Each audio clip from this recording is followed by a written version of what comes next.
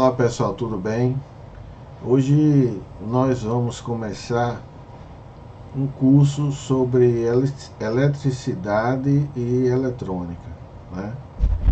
Antes de continuarmos, eu peço a vocês para dar um joinha e se inscrever aí no meu canal, porque esse curso eu resolvi dar iniciando desde do básico, né? E aí nós vamos evoluindo aos poucos, né? Vamos começar hoje com a parte de eletricidade e eletrônica, né?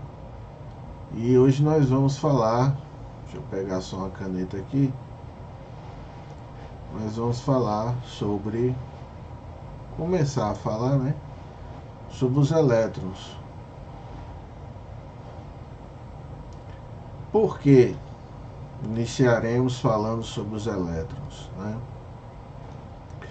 Na verdade, tanto a eletricidade como a eletrônica, elas dependem diretamente do elétron, né? E o que é o elétron? O conceito aqui, bem básico, diz o seguinte: o elétron é uma partícula fundamental presente na estrutura atômica. Esse atômica aqui, pessoal, quer dizer que é do átomo, estrutura do átomo. No átomo você tem o núcleo, certo? Ao redor do núcleo você tem as camadas, que a gente chama aqui de eletrosfera. Então nós temos aqui os elétrons nessa eletrosfera. Deixa eu colocar só uma corzinha diferente, botar um amarelozinho. Então você tem os elétrons aqui girando ao redor do núcleo. E no núcleo você vai ter,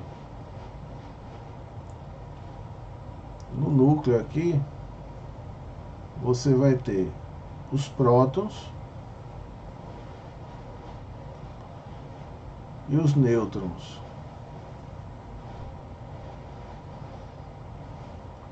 Os prótons com carga positiva e os nêutrons sem carga. E os elétrons com carga negativa, certo? Mas vamos continuar aqui no nosso conceito. O elétron é uma partícula presente na estrutura do átomo e que possui carga elétrica negativa. Isso é importante que vocês entendam. Os elétrons têm carga negativa. Antigamente se achava que os elétrons tinham carga positiva, né? E aí a gente vai ver o sentido convencional da corrente. Antigamente o pessoal achava que era do positivo para o negativo. E aí, mais adiante, se descobriu que na verdade é do negativo para o positivo, certo? Então, mais especificamente, os elétrons estão presentes na região da eletrosfera do átomo. Foi isso que eu acabei de falar aqui. Uma região periférica ao redor do núcleo atômico, certo? Então aqui nós temos uma representação do átomo, né? Vocês veem aqui, nós temos um núcleo, aqui, ó, composto de nêutrons e de prótons, certo? Os nêutrons e prótons, que é o núcleo atômico, e os elétrons, eles ficam girando aqui nessa camada de fora aqui externa. É como se fosse aqui o Sol e os planetas, né? Eles ficam girando aqui na camada a gente chama de eletrosfera, isso aqui, certo? Então, no núcleo nós temos os nêutrons e os prótons, sabendo que os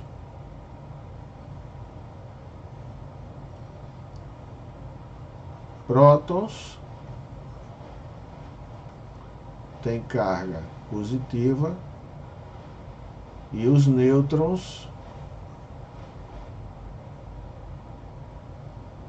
não têm carga, certo? E os elétrons, carga negativa, ok? E aí nós vamos começar a falar sobre carga elétrica. Veja que nós falamos sobre os elétrons, né? Aonde se localizam os elétrons? Eles orbitam ali ao redor do núcleo, e o núcleo do átomo é composto de prótons, que têm cargas positivas, e nêutrons, que não têm cargas. Então, a gente consegue medir aqui a carga elétrica, e a unidade dela é o Coulomb. Coulomb, cujo símbolo é a letra C. É a unidade de carga elétrica no sistema internacional. É, por definição, a carga elétrica transportada em 1 segundo por uma corrente de 1 ampere. Seu nome foi dado em homenagem a Charles de Coulomb. Vocês não se preocupem muito, porque a gente não estudou ainda a corrente elétrica com essa definição aqui, né? O que é, quanto vale Coulomb, né? A carga elétrica transportada em 1 segundo por uma corrente de 1 ampere. Então, a quantidade de elétrons que é transportado em 1 segundo por uma corrente cujo valor seja 1 ampere, nós temos 1 Coulomb de carga elétrica, certo? Mas não precisa ficar decorando essas coisas. O nosso curso vai ser um curso bem assim, na hora que necessitar que vocês prestem uma atenção maior, que memorizem, eu vou estar avisando, certo? É um curso tranquilo, um curso que vai ser passo a passo. Eu vou gravando as aulas, vou soltando aí no YouTube. Eu resolvi fazer esse curso porque muitas pessoas me pediram, na verdade, e eu notei que tinha uma necessidade muito grande do pessoal ter uma base de eletricidade e, consequentemente, de eletrônica. Porque a eletrônica, na verdade, ela depende da eletricidade, né? A eletricidade é a base da eletrônica. E para a gente adentrar a eletrônica mesmo, profundamente, é necessário que vocês entendam bem a parte de eletricidade, né? Então, carga elétrica, não precisa estar decorando muito isso. É saber que é a unidade de carga elétrica, o Coulomb, e que 1 Coulomb equivale a uma corrente, uma carga elétrica transportada por uma corrente de 1 ampere em 1 segundo. Então, veja só, pessoal, uma coisa interessante aqui. Quanto é que vale a carga elétrica do elétron? Veja como é pequena a carga elétrica de um elétron. É menos 1,6021766334 vezes 10 a menos 19. Esse menos 19 quer dizer que eu vou deslocar a vírgula para a esquerda e vou preencher isso aqui com aproximadamente 19 zeros. É algo muito, muito pequeno. 3, 6, 9, 10, 11, 12, 13, 14, 15, 16, 17, 18. algo mais ou menos assim, 602,176, parará. Então a carga de um elétron é isso aqui, menos 1, por que menos? Porque é uma carga negativa, certo? Uma carga negativa.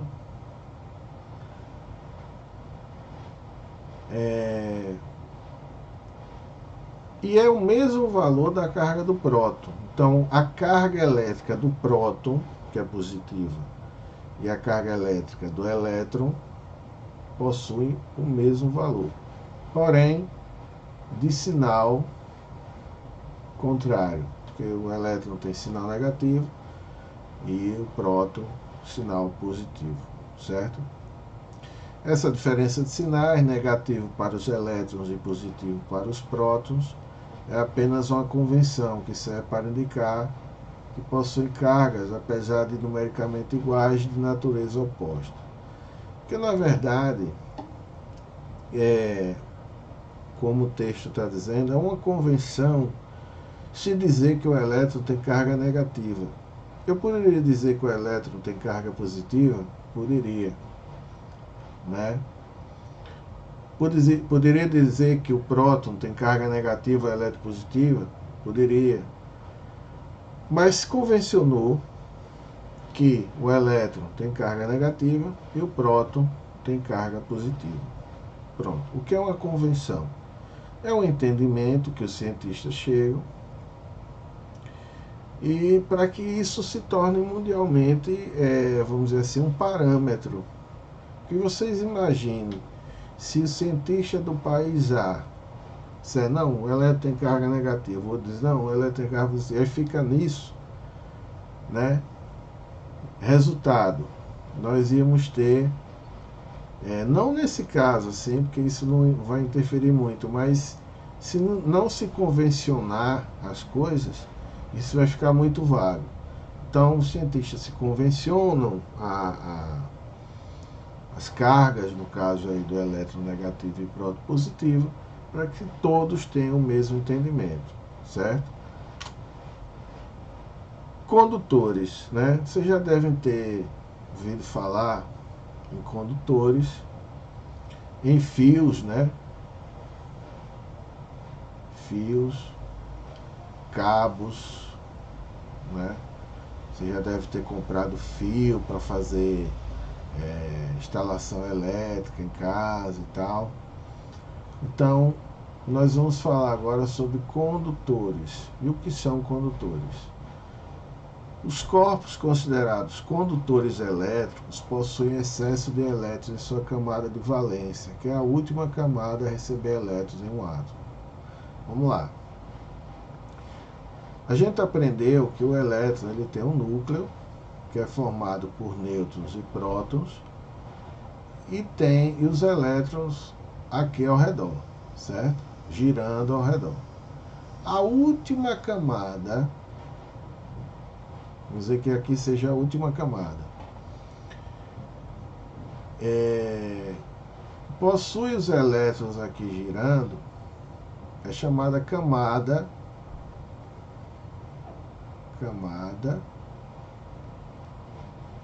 de valência, certo? É a última camada. E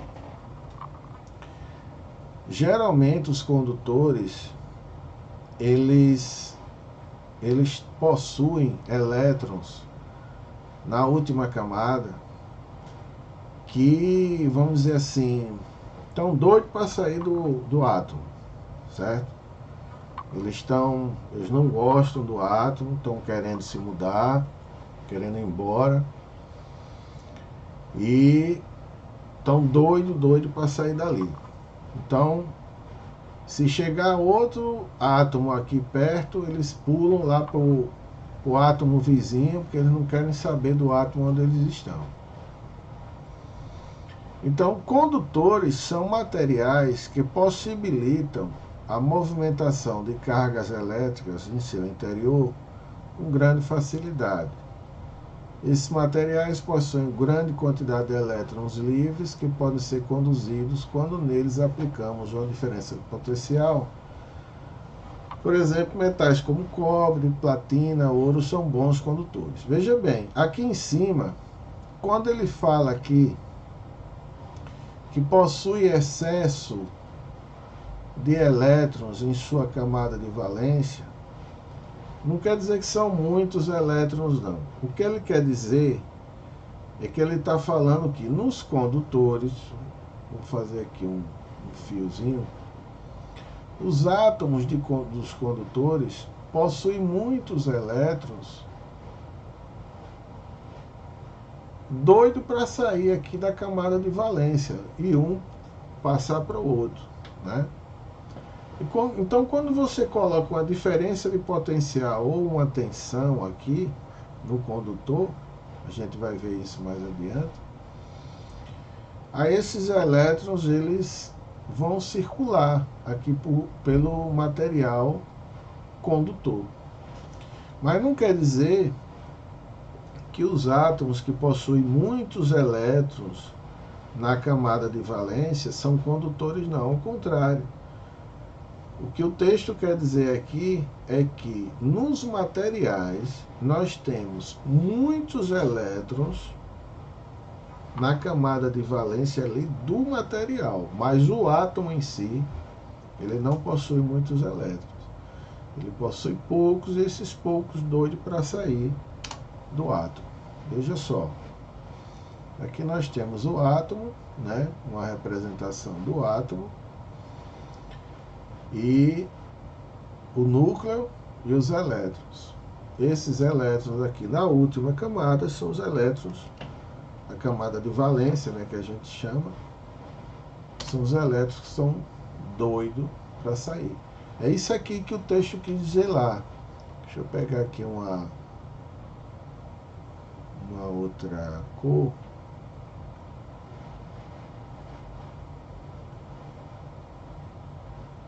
Vou pegar aqui esse azul. Veja só.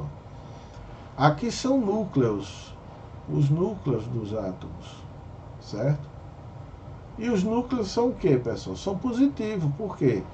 Porque tem os prótons, não é verdade? Então, núcleo positivo do átomo de metal. Aí tem esses elétrons aqui, que são os elétrons da camada de valência. Como aqui é um condutor, vocês vejam que são muitos elétrons que ele tem na camada de valência. Mas são muitos porque tem muitos átomos. Mas se você pegar um átomo desse, se você pegar um átomo só desse, ele vai ter aí às vezes 2, às vezes 3 elétrons. 1, 2 ou 3 elétrons. Mas quando junta muitos átomos, veja quantos elétrons nós temos aqui. Um bocado de elétrons. Tudo isso vermelhinho aqui são elétrons dos átomos que estão doidos para sair. Então, esse está doido para sair desse, esse está doido para sair desse, e por aí vai. Então, o núcleo, você tem um núcleo positivo porque você tem os prótons, certo? E aqui os elétrons com cargas negativas, como a gente viu, por convenção, certo? E vocês já sabem o que é uma convenção. Olha lá, condutores. Aqui é um fio de cobre. Elétrons livres. Nós temos muitos elétrons livres. Átomos do material. Olha lá. Isso verdinho são os núcleos. Né? Prótons, nêutrons. Né? E esses amarelinhos são os elétrons. Você veja que os elétrons estão fugindo dos seus respectivos núcleos, mas eles fogem se você colocar uma diferença de potencial, que a gente vai ver daqui a pouquinho. Átomos condutores, veja lá o que a gente tinha dito. Vocês estão lembrados quando eu disse que geralmente os átomos condutores os átomos de condutores. Tem poucos elétrons na camada de valência. Veja, o átomo de cobre só tem um, só tem esse elétron aqui. Aqui é a camada de valência. Por quê? Porque é a última camada. Camada de valência. O átomo de cobre, que a gente utiliza em quê? Em fio, né? Cabos de cobre, fios. Hoje a gente utiliza também cabos, geralmente nas ruas, de alumínio. O alumínio é mais barato do que cobre, mas não é tão bom condutor como o cobre. Então, pessoal, vocês entenderam o que são os condutores, né? Agora nós vamos falar sobre isolantes. Então, nos materiais isolantes, também chamados de dielétricos, guarda esse nome porque quando a gente for falar em capacitores, a gente vai falar sobre dielétricos, né? Dielétrico do capacitor de mica é a mica. Do capacitor eletrolítico é um eletrólito que fica entre as placas. O dielétrico ele fica entre as placas do capacitor, mas a gente vai ver isso depois. Então, também é chamado de dielétricos os materiais isolantes. Verifica-se a ausência ou pouca presença de elétrons livres. Aqueles elétrons que estavam doidos para sair do átomo. Nos isolantes eles estão quietinhos lá, não quer. Eles gostam do átomo, não quer sair de lá de jeito nenhum. Então, isso faz com que os elétrons dos isolantes estejam fortemente ligados ao núcleo. Então, olha lá o que a gente tinha visto. Enquanto nos condutores, o elétron da última camada estava doido para ir embora, os elétrons dos materiais isolantes gostam demais dos átomos e não querem sair de jeito nenhum. Eles são muito ligados ao núcleo. E aí, isso inibe a movimentação dos elétrons. Porque quem se move, pessoal, quem se move são os elétrons, não são os núcleos. São os elétrons da camada externa, da camada de valência, que se movem, que se desprendem. O núcleo ele fica lá do elemento, fica lá com os demais elétrons, os da camada de valência que se desprendem. Isso quando você coloca uma energia, certo? Que a gente vai ver mais adiante, que é a diferença de potencial. Isso faz com que os elétrons isolantes estejam fortemente ligados ao núcleo, que inibe a sua movimentação. São exemplos de isolante, borracha, tanto que a gente tem bota de borracha, o isopor, a lã, madeira, plástico, papel, vácuo e o vidro, certo? Aí você pode dizer assim, e o ar? O ar é um isolante também, mas depende muito. O ar é muito cheio de gases, né? O ar é composto por gases cheios de partículas e tal, então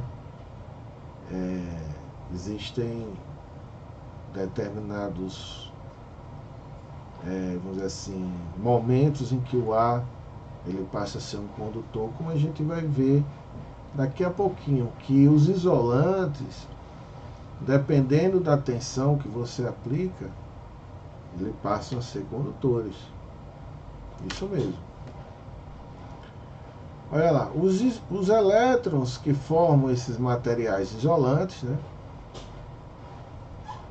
não têm facilidade de movimentação. Eles gostam do núcleo, eles não querem sair, gostam da sua casinha lá, orbitando ao redor do núcleo. Tendo em vista a forte ligação entre eles e o núcleo atômico. Aí a gente colocou de novo aqui alguns exemplos: isopor, borracha, madeira seca, vidro, entre outros. São exemplos de materiais isolantes elétricos. Vai lá o isolante. Aqui nós temos o condutor, fio, né? Que a gente compra em casa de de material elétrico e tal. Deixa eu ver aqui. Peraí. Já me perdi aqui, peraí. Bom.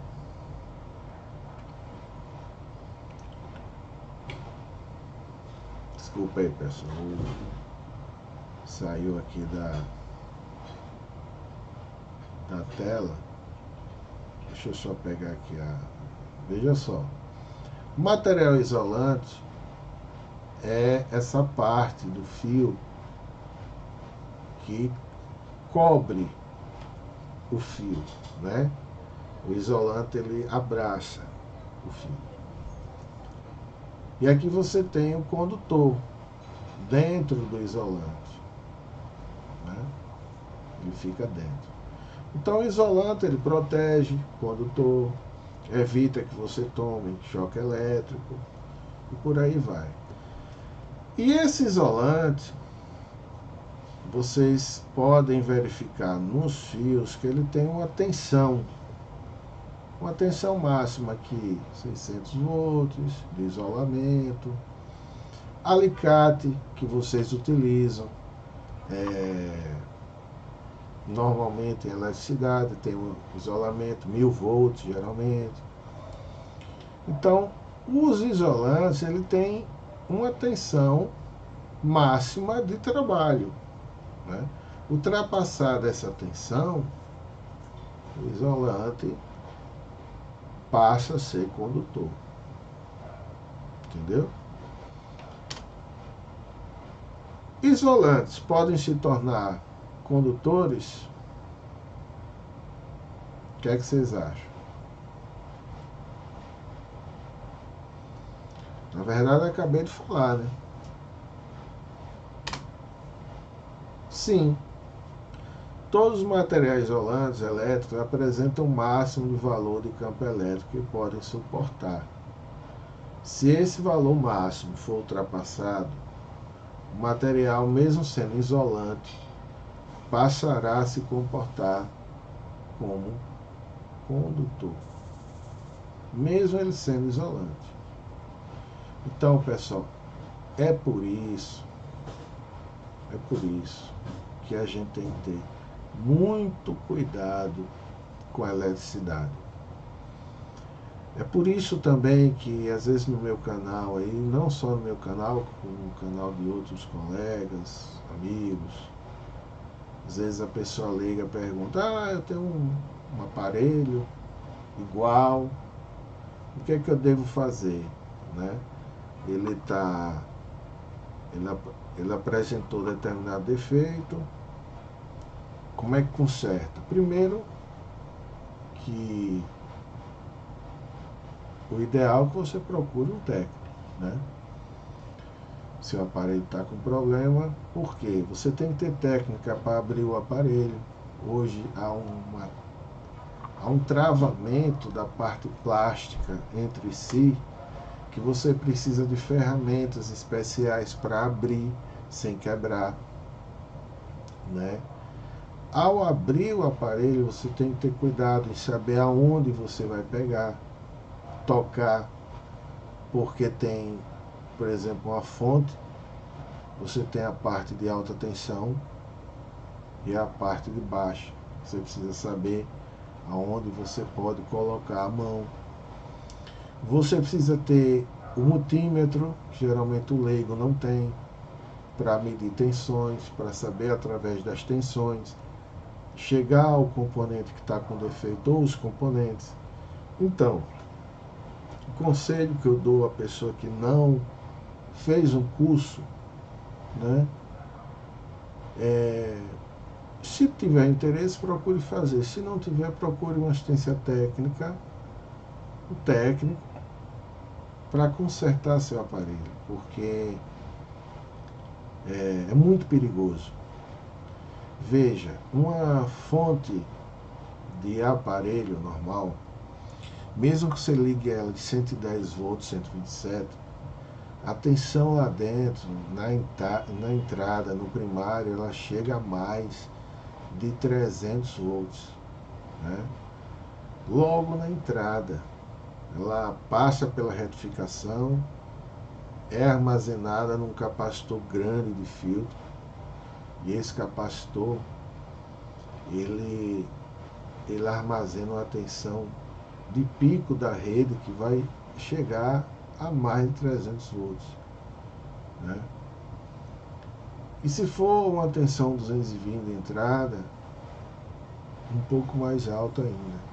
Então, você imagina você receber uma descarga de mais de 300 volts, né? Você pode vir a óbito, você pode ter uma parada cardíaca, várias consequências. Pode ter queimadura no local onde você tocar, né? Então, é preciso ter cuidado. Inclusive os técnicos, eles têm que ter cuidado na hora de manusear um aparelho, porque é arriscado. Você tem que respeitar a eletricidade, você respeita, e através do conhecimento você chega aonde você quer chegar ali. Você quer projetar um aparelho, você vai aos poucos. Você quer consertar, você tem que fazer um curso, né? Eu tenho um curso de eletrônica, que vou deixar o link aí, que aborda tudo, né? A gente se aprofunda um pouco mais. Esse curso que eu vou, aos poucos, vou passando para vocês, né? Ele visa isso, visa dar esse conhecimento. Eletricidade, eletrônica, aos pouquinhos a gente vai caminhando. Sem pressa.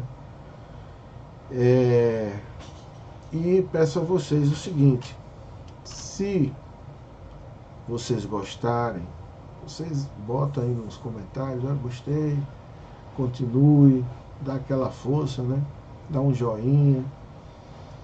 Se não gostarem também, pode dizer o que é que a gente pode melhorar no curso, essas coisas assim. Então, ser gratuito, um curso que vai abranger vários aspectos, e ele não vai ser específico a um aparelho, porque muita gente pergunta assim, curso dá para consertar um celular, uma TV, etc. Você tem que primeiro ter a base e depois se especializando naquilo que você quer, né? Quem conserta um celular vai ter uma dificuldade em consertar uma TV, mas não quer dizer que ele não saiba consertar. Mas uma TV funciona com parâmetros, com situações diferentes, porque a finalidade da TV é diferente da finalidade do celular, né? Tem os mesmos componentes, resistores, capacitores, transistores, circuitos integrados e tal, indutores, tem. Mas a disposição dos componentes são diferentes e os circuitos com finalidades diferentes. E para você saber medir as tensões, a base é conhecer a eletricidade, conhecer a eletrônica, conhecer o que o aparelho faz, o que ele não está fazendo, qual o circuito provavelmente que está com defeito. Senão você vai se perder ali naquele emaranhado de circuitos, de componentes, você vai consertar, vai perder o tempo e vai se impacientar, e daqui a pouco você está jogando até no lixo, né? Bem, pessoal, um resumo, né? O que faz o material ser isolante é o condutor. Quando os condutores permitem a movimentação dos elétrons, os isolantes dificultam essa movimentação, ou seja, a passagem da eletricidade. É o mesmo que dizer que os condutores conduzem as cargas ou facilitam a sua passagem, e que os isolantes a isolam. As cargas a gente já sabe que são os elétrons. Olha, quem anda pelo fio, pelo cabo, vamos dizer assim, anda, né? São os elétrons. E aí a gente vai, quando a gente começar a estudar, possivelmente na próxima aula, sobre diferença potencial, tensão, Aí a gente vai ver, minto, quando a gente for estudar a corrente elétrica. Diferença de potencial, já vou lhe adiantar, é a força que faz esses elétrons andarem. Mas aí a gente vê em aulas futuras. Se vocês gostaram desse início, dessa introdução, se tiverem dúvidas, perguntem. Vamos trocar ideias, né? Não ficar só em mim, assim. Às vezes tem colegas também que dão opiniões, questionam, perguntam, outros respondem. Eu quero isso, eu quero uma interação de vocês, para que a gente desenvolva esse aprendizado juntos, né? Eu não sou dono da verdade, mas eu quero ajudar a vocês, certo? Vou deixar o link do meu curso aí embaixo. Se inscrevam no canal, né? E dê aquele joinha, beleza? Pessoal, vamos continuar aqui falando também sobre uma abordagem rápida, porque a gente falou de condutores e isolantes, né? Já ia esquecendo, vamos falar sobre o semicondutor. Muito importante, lógico, os semicondutores são importantíssimos, só que revolucionaram a eletrônica, né? Os semicondutores são caracterizados por possuírem condutividade elétrica intermediária, né? Entre os isolantes, materiais que não conduzem bem a energia elétrica, e os condutores, que permitem que a energia se desloque com facilidade. Então ele está no meio ali. Esses dois são os mais comuns, germânio e silício. Hoje em dia, com a evolução da tecnologia, estão surgindo outros e tal. Vejam uma coisa interessante aqui. Vocês lembram que os condutores possuem 1, 2 ou 3 elétrons, né? Aqui nós temos 4 elétrons no germânio, na camada de valência, e 4 no silício. Aqui é o silício. Esse é silício. Então ele está intermediário. Ele nem tem muitos elétrons que gostam demais ali, que não querem ir embora, nem tem poucos que querem sair. Estão no meio. Isso a gente, os cientistas descobriram uma propriedade interessante. Se você pegar o silício, por exemplo, aqui nós temos átomos de silício, e colocar outros elementos, fazendo o que a gente chama de dopagem, dopar esse elemento com boro, com fósforo. Se você colocar o fósforo, ele vai ficar com um elétron livre, sobrando. Aí ele vai se comportar mais como um condutor. Se você colocar o boro, ele vai faltar elétron. Eles vão ficar gostando demais do núcleo, né? Vai evitar esse deslocamento de elétrons. Então, dependendo do que você coloca, se você coloca fósforo ou boro, você vai ter o semicondutor com uma propriedade mais condutora ou menos condutora, puxando mais para o isolante. Então ele está nesse meio campo aqui. Nem é condutor, nem é isolante. Ele tá aqui no meio, nessa parte aqui do meio, semicondutor, certo? É um semicondutor. Bom, pessoal, finalmente chegou no fim, né? Finalmente chegamos no fim. Aí sim, se vocês gostaram, dê aquele joinha. Eu já estava terminando depois do isolante, esquecendo já dos semicondutores, até porque a gente vai ver semicondutores mais adiante, né? Quando a gente for falar dos diodos, transistores, etc. Vai demorar um pouquinho, mas a gente vai ver, vai chegar lá. Se vocês gostaram, dê aquele joinha, se inscrevam no canal, né? Chama aí a galera para se inscrever também. E dê sua opinião. O que é que vocês acharam? Se foi legal, se precisa melhorar alguma coisa. Estou aberto aí às opiniões, ok? Fiquem com Deus, um grande beijo, até a próxima.